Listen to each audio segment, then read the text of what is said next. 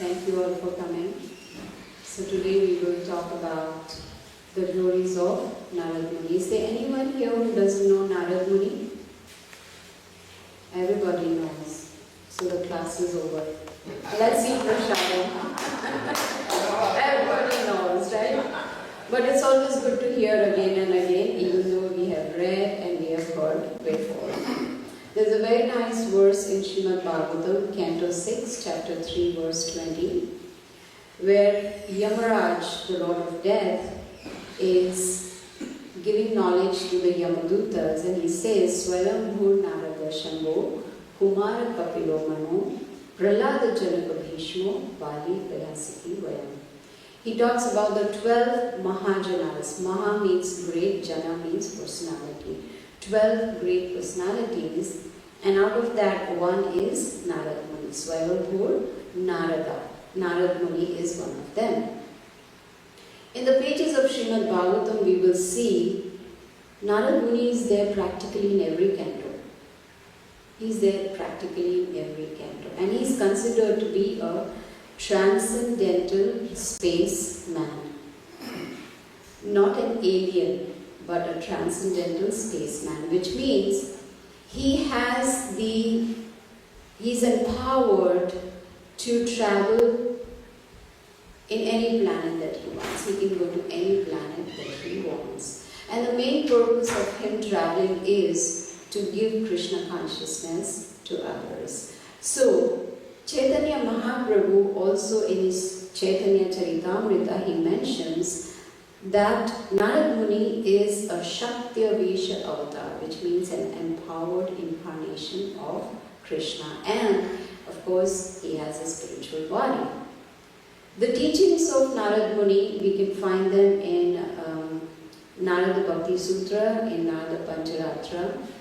And even in Bhagavatam, as we study, we will see how Narad Muni helps his devotees and his disciples to become self-realized. Now, in the very first canto of Srimad Bhagavatam, Narad Muni explains to his disciple Vyasadeva, who is also an incarnation of Krishna, and he explains to him based on the question that Vyasadeva asked him. He wanted to know, what were you, who were you before you became Narad Muni?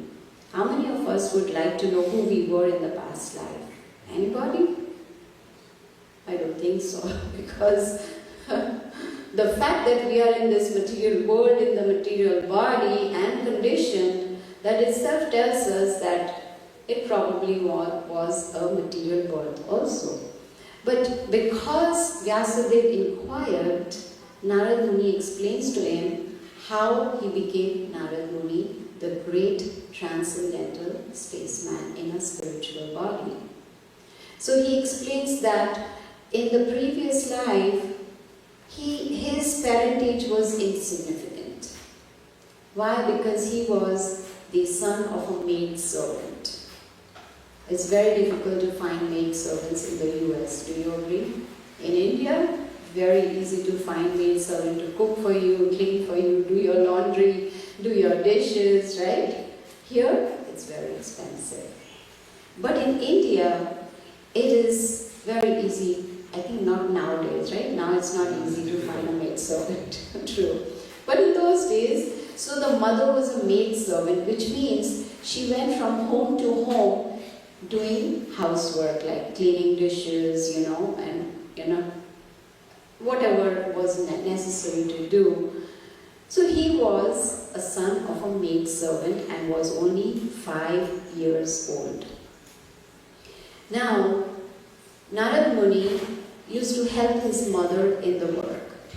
So it so happened, in those days, during the rainy season, like it's raining now, in the rainy season, it lasted for 4 months in India, right? That's called the rainy season.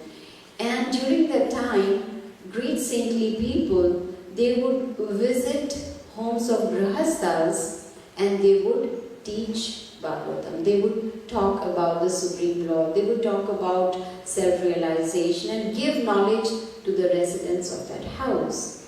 So fortunately, Narad Muni's mother she was doing work in one home where a few of these great devotees came to visit for 4 months. And Bhagavatam states them as Bhakti Vedantas. Bhakti means devotion. Vedanta, Veda Anta, those who know the conclusion of the Vedas, who understand that Bhakti is the only way for self-realization. So these Bhakti Vedantas, they stayed in that home for 4 months teaching about Krishna. And Narad Muni, this 5-year-old boy, what do 5-year-old boys do nowadays?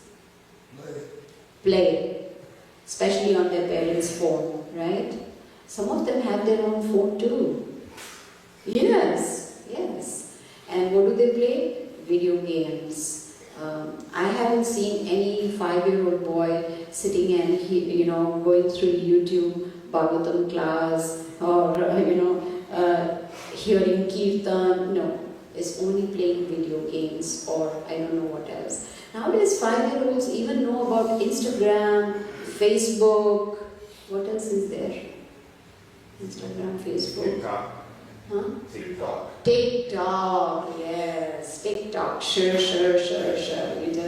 You don't even know and you've spent hours on just browsing one video after another.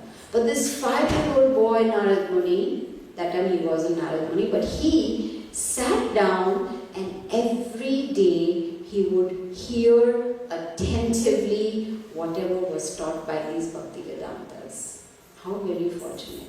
He was so keen on learning, and the fact that he became Narad Muni was because of rapt attention to those words of the Bhakti Vedantas. Not only that, he also served them. He would serve them prasadam, he would wash their clothes, iron the clothes, he would help those Bhakti Vedantas in every way possible. So this was what helped him to become self-realized. When the guests come to our house, what do the 5-year-olds do? Run away. They don't want to help in any way. And not only that, their eyes are only on prasadam. What is there to eat? Some samosas and gulab jamuns or whatever, waiting for the guests to go so that they can eat whatever is left over. But no, Narad Muni, he was so dedicated in serving these Bhakti Vedantas that only one time, he took the permission from these Bhakti Vedantas if he can eat their leftover. Permission. This is Vaishnava etiquette. See, prasadam is very, very powerful. We may not realize it. So when the bhoga is offered to the deities, it becomes Mahaprasad. But when it is accepted by a pure devotee, that leftover becomes what? Mahaprasad. Double. The potency doubles just because those pure devotees have partaken from that. So he took permission and they gave him permission and he just ate one time from their plate and it was like an atom bomb. It went inside his body and it cleansed. He's telling Vyasadeva, it cleansed him of all the sins a 5-year-old would have done. Just a 5-year-old. But whatever sins he had committed, he got completely cleansed of all the sins. Srila Prabhupada used to call the gulab jamuns. Anyone here doesn't know about gulab jamun? You don't know gulab jamun? Oh, it is. You do? Have you tried? It's so hard to describe gulab jamun. It is so yummy. It is soft. It is full of sugar syrup, and have you all tried a gulab jamun? Yes? No? Sure. Yes?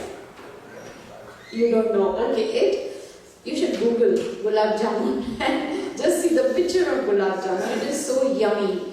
So when the gulab jamun goes inside, Prabhupada said it works like an atom bomb because it explodes inside the body if it is Mahaprasada. And what does it do? It explodes in the consciousness. It purifies the consciousness. In fact, Srila Prabhupada has taught us excuse me, how to offer bhoga to the deities, how to honor that Mahaprasadam, and what is the result of eating Mahaprasad. He says that just by eating a little bit of Mahaprasad, the finer brain tissues also get purified. Finer brain tissues, besides the senses, the body, the mind, everything gets purified, but even finer brain tissues. Now what could be the result of that? One may say, who cares if, no. Because when the finer brain tissues get purified, we can understand Bhagavatam more clearly. That is why it is recommended that we should only eat Krishna Prasad. So this was the effect Narad Muni felt in his body, in his consciousness, just by eating Mahaprasad only one time. Now these Bhakti Vedantas, they were very pleased with the service of this 5-year-old boy.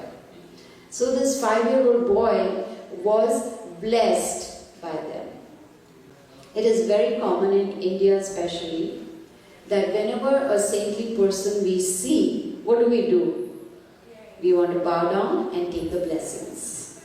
We may not do anything, we may not chant, we may not read, we may not go to temple, not anything, but we want the blessing from that saintly person. What?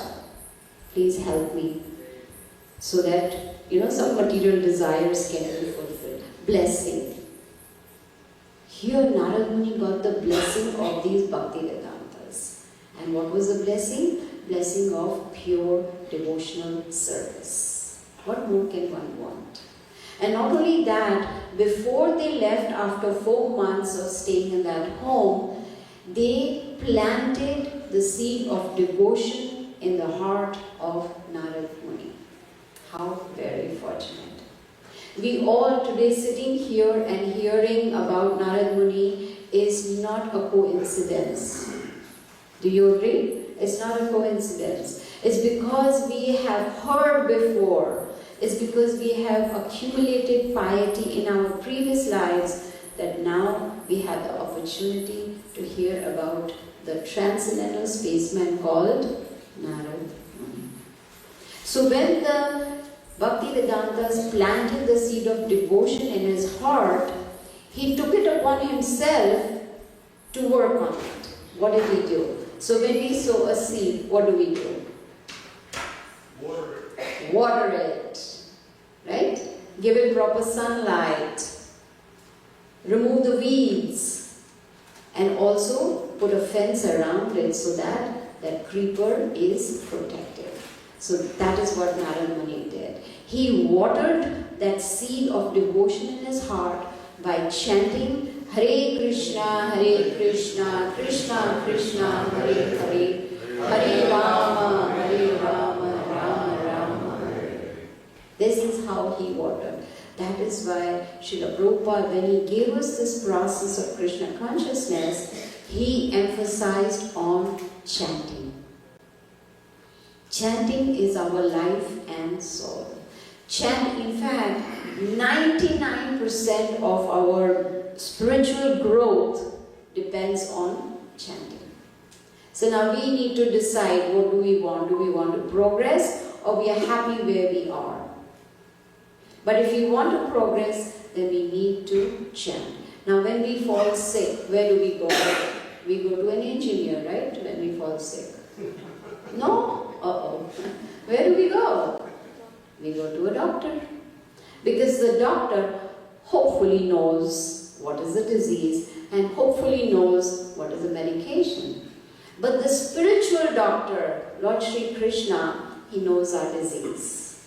And that is why he's already given us a medication. And along with the medication, which is Hare Krishna, Krishna Krishna, Hare Hare, Hare Ram, Ram Ram.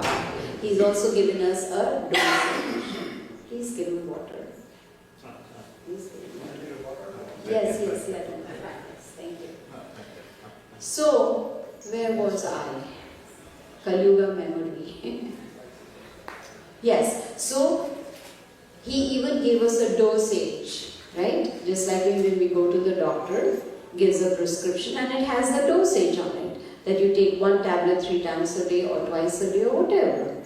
Similarly, the spiritual doctor has given us the dosage for Kali Yuga, and that is to chant the Mahamantra 16 rounds every day. Then and only then we will be able to cleanse our heart of all the unwanted things.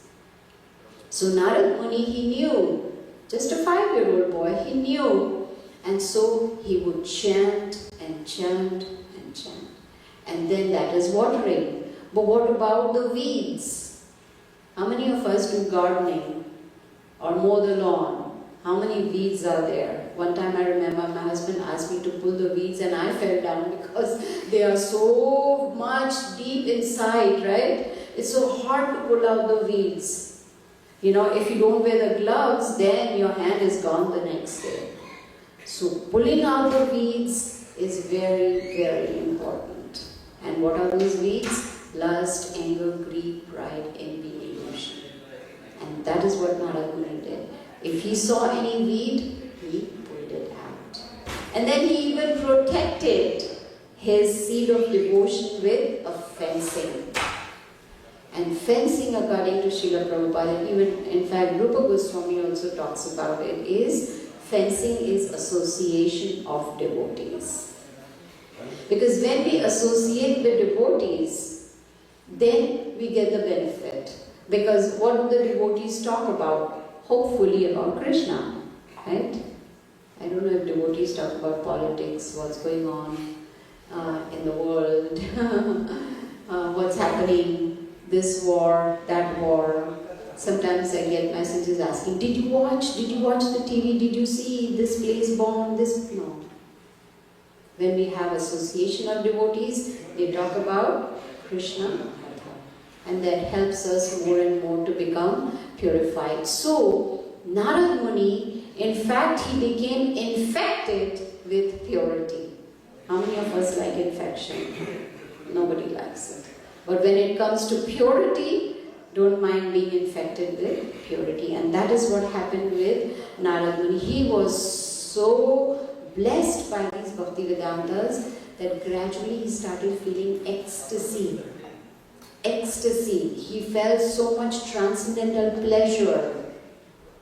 Just like in Bhagavad Gita, Krishna tells Arjuna, Susukham kartam avyapya, Rajavidya Rajaguhyam, Pavitram idam uttamam. He says that this knowledge, this spiritual science which I am giving to you is susukham, it gives you pleasure.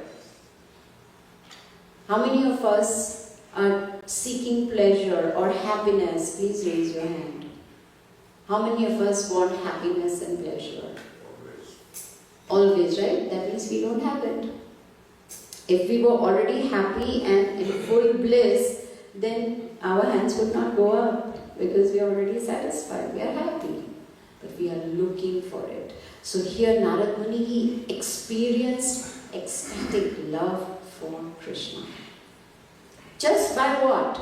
Just by the simple association with Bhaktivedantas, pure devotees. That's all. That reminds me of a story I had heard from one of the Puranas, where one time Hanuman, anyone here doesn't know who's Hanuman? Everybody knows. Okay.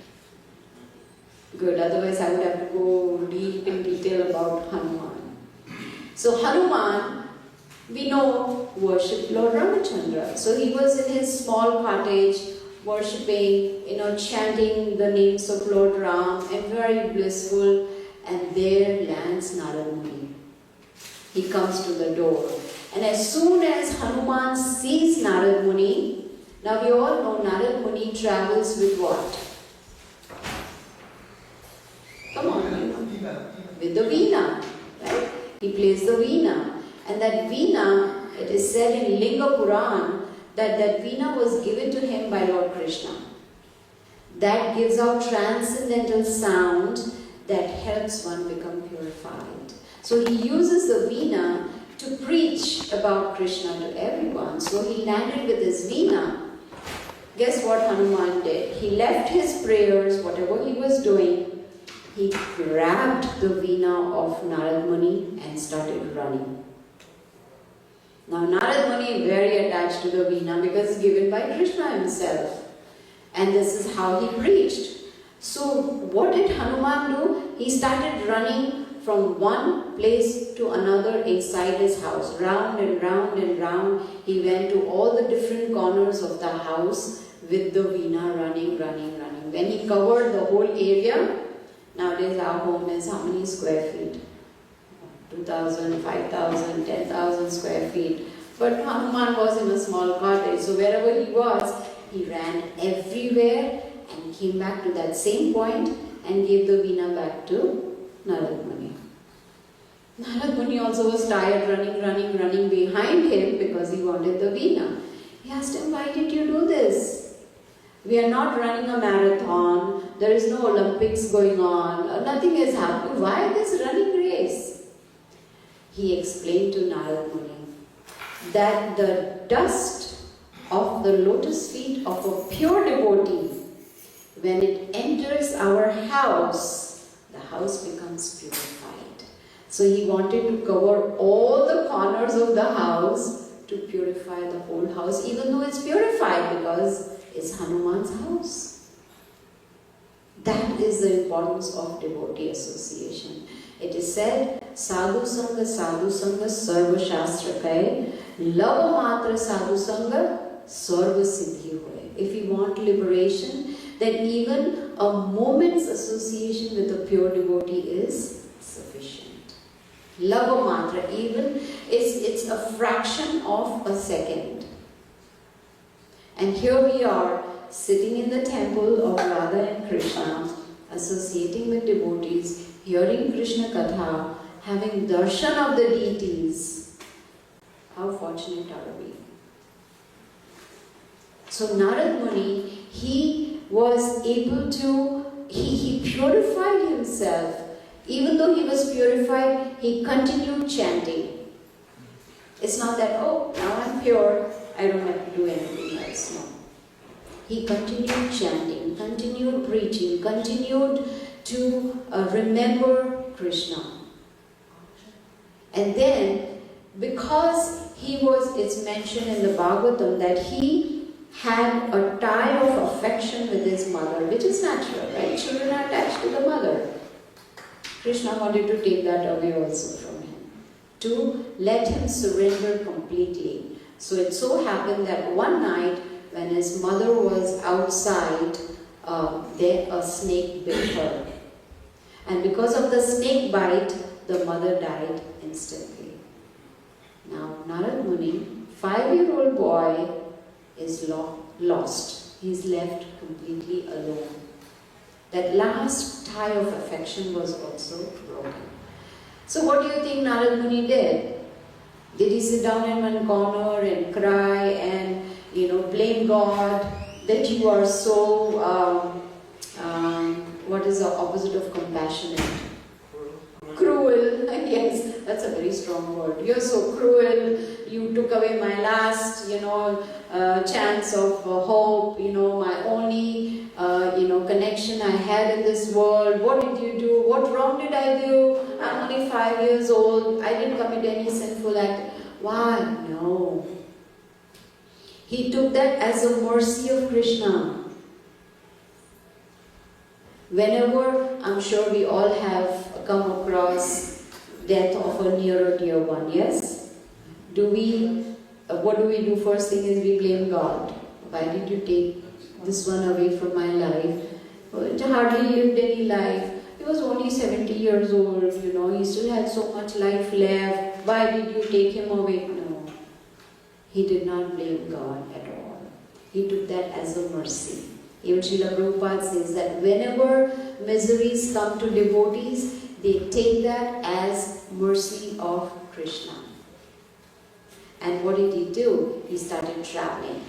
He went from one village to another town, everywhere talking about Krishna. He started preaching. Now this 5-year-old boy was already initiated by these Bhaktivedantas. So he was empowered by those pure devotees. You see, we cannot preach for two reasons: if we do not practice what we preach, and if we are not empowered. We cannot preach. Preaching doesn't mean that sitting somewhere and giving a class or giving a lecture. No, preaching means touching the hearts of other living entities. Giving them knowledge so that they develop a desire to become self-realized. And that is what Narad Muni did. He started going from one town to another, just preaching about Krishna consciousness. And then one time he sat down to meditate on the Super Soul in the heart, Paramatma in the heart, Krishna in the heart. He sat down to meditate. And his meditation was so powerful, so pure, that Krishna appeared in his heart. Now one may say Krishna is already in the heart. Where is the question of appearing? That means he realized Krishna in the heart. How many of us, when we wake up in the morning and we are ecstatic that Krishna is in my heart, we don't even realize it, we don't even think about it, we take it for granted. But he realized it. When he had darshan of Krishna within his heart, he was so ecstatic and happy, but then Krishna disappeared. And then he became grief-stricken. He was like, where is Krishna? I want him, I want him. But there was no sign of Krishna. And then Krishna told him from within the heart, you won't see me in this lifetime. In the next, yes, but not in this lifetime. But because he was able to have darshan of the Supreme Lord, it helped him to increase his hankering for Krishna. Hankering. What exactly does hankering mean? Have we experienced that in our lives? What do we hanker for? Big position in the office. Hanker for double promotion. What else do we hanker for? Prestige. Huh? Prestige. Prestige, honor, money. We hanker for so many things. But here Narad Muni was hankering for Krishna. And because of that, he started chanting more, remembering more. See, Srila Prabhupada has given us a very simple process. That simple process is chant and be happy. That's it.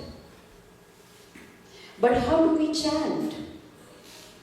I always talk about chanting in all my classes. Why? Because it is the basis of our spiritual growth. We have to chant very clearly.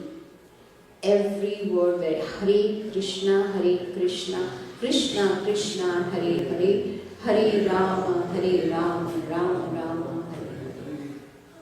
I was in India recently, and in the morning after Mangal Arati, we all devotees, we sit or walk and we chant. And I came across a devotee who was chanting Hare Krishna, Krishna Krishna, Krishna Ram Ram, Hare Krishna, Krishna Krishna, Krishna Ram Ram. And I'm like, that is not the Maha Mantra. We get so used to chanting, we get so conditioned to chanting the way we have been chanting all along, which has been wrong, and we continue to do the same. No, there's no difference between Krishna and his holy name, so we need to give rapt attention to our chanting. What are we chanting? Are we chanting the Maha Mantra correctly? If yes, what is the speed at which we are chanting? Some time back, someone told me, I finished my 16 rounds in 1 hour. Is that possible? Yes or no? No. Even if we chant at express speed, in India there is that Gitanjali Express that zooms, right, from one city to another. Even if we chant at express speed, we cannot finish 16 rounds in 1 hour. That is not possible. How long do you think it takes to finish 16 rounds? Minimum 2 hours. Minimum. 2.5 is the best. 2.5. So if we are finishing our 16 rounds in 1 hour, that means we are not chanting, we are cheating. We are not chanting. Chanting is our life, and so Srila Prabhupada said, if we can only chant our 16 rounds nicely and follow 4 regulative principles strictly, we can go back to the spiritual world. We can go back to Godhead. We can go back to Krishna's abode just by these 2 activities.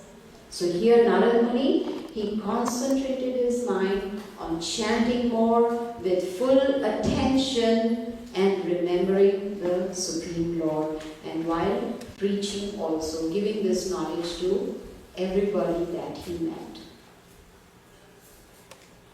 And after death, this boy got this body of Narad Muni. He got the spiritual body, the greatest of all sages. In Bhagavad Gita, Krishna says, of all the sages I am Narada. He is worshipable. He is a pure devotee. He is a Mahajana. Right? So this is how he explains to Vyasadeva that in his previous life he was the son of a maidservant, and now he became Narad Muni. And he was blessed to travel anywhere he wanted. If I had that option, I would be in India all the time. I would be traveling back and forth to India, Vrindavan and back, and Kurukshetra and back, and Mayapur and back, and Jagannath Puri and back, right? He can go anywhere. I remember hearing one lecture where the devotee was saying that one of Prabhupada's disciples, he was giving lecture, and he said one time Srila Prabhupada was doing arati to the deities. I don't know which temple, I don't remember. But he said, all of a sudden, Srila Prabhupada stopped and he told one of his disciples, bring a chair, Narad Muni is here. Because Srila Prabhupada is empowered. Somewhere I read he is a Shaktavesh avatar. So he could see Narad Muni, and he asked for a chair for Narad Muni to see. Can we see that? No. We'll have to change our vision. That doesn't mean we go to Thomas Eye Group and get our eyes checked and get a new pair of glasses. No. Premanchana churita bhakti vilochanena santa sadaiva hridayeshu vilokayanti. Brahmaji is saying that when we anoint our eyes with love, that is when we get the spiritual vision, and that is when we will be able to see Krishna and his pure devotees. So Narad Muni is worshipable. He is one of the 12 Mahajanas, and he is the one who is considered to be very, very dear to Lord Krishna. We've heard so many pastimes in Srimad Bhagavatam about Narad Muni and his disciples. Do you know any names of any of his disciples? Vyasadeva, yes. Prahlad Maharaj. Dhruv Maharaj. Mrigari, yes, the hunter. Before her, Valmiki. So many disciples. And what did he do? He guided them on the right path to perfection. This is what a bona fide guru does. Krishna tells in Bhagavad Gita, chapter 4, text 34, Tadvidi pranipatena pariprashnena sevaya. We need to do 2 things. Approach a bona fide spiritual master, inquire from him submissively, and render service unto him. And then what will happen? The self-realized soul will impart knowledge unto you. Why? Because he has seen the truth. So all these gurus coming down in strict disciplic succession, parampara, they are all empowered and they have seen the truth, which means they have seen Krishna. And they can guide us so that one day we can also see Krishna. In fact, we see in the beginning of Srimad Bhagavatam that Narad Muni helped his disciple Vyasadeva by bringing him on the right path. Vyasadeva had written the Vedas, right? But he was still not satisfied. So the spiritual master Narad Muni could explain to him why he was still unsatisfied. That is because he had not glorified Krishna. He had not glorified the devotees of Krishna nicely. And that is how Vyasadeva compiled Srimad Bhagavatam for us. How many cantos? 13 cantos, right? No. Just making sure y'all are awake. It's 12 cantos. And you were like, what? Which canto is she talking about? I don't have a 13th canto, no. 12 cantos given us beautiful description of Krishna's opulences, Krishna's pastimes, pastimes of his devotees, pure devotees. It's full of that.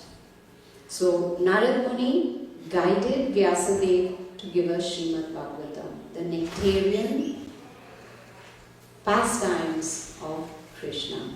In fact, in Kali Yuga, Narad Muni appeared as Srivas Thakur. And in the courtyard of Srivas Thakur is where Chaitanya Mahaprabhu started the Sankirtana movement.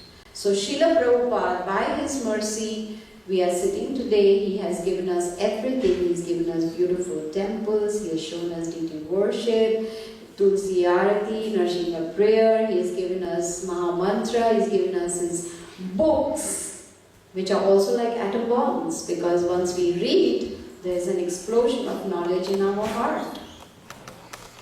But we forgot the most important thing he has given us. What do you think? Prasadam. Have you seen anyone fall asleep while eating prasadam? Nobody. In the class? Yes. That? Yes. He's given us prasadam. Something that we can relish, and not only relish, it helps us to purify our body, mind, senses, and even finer brain tissue. So we are very grateful to Srila Prabhupada for helping us become Krishna conscious. We are still trying, for giving us temples where we can get together and we can hear Krishna Katha, and also giving us Maha Mantra, which is Om Namo Bhagavate Hare Krishna. No, it is Hare Krishna, Krishna Krishna, Hare Hare, Hare Rama, Rama Rama, Hare. That is the only way that can take us back to Godhead, back to Krishna Loka. Srila Prabhupada ki jai.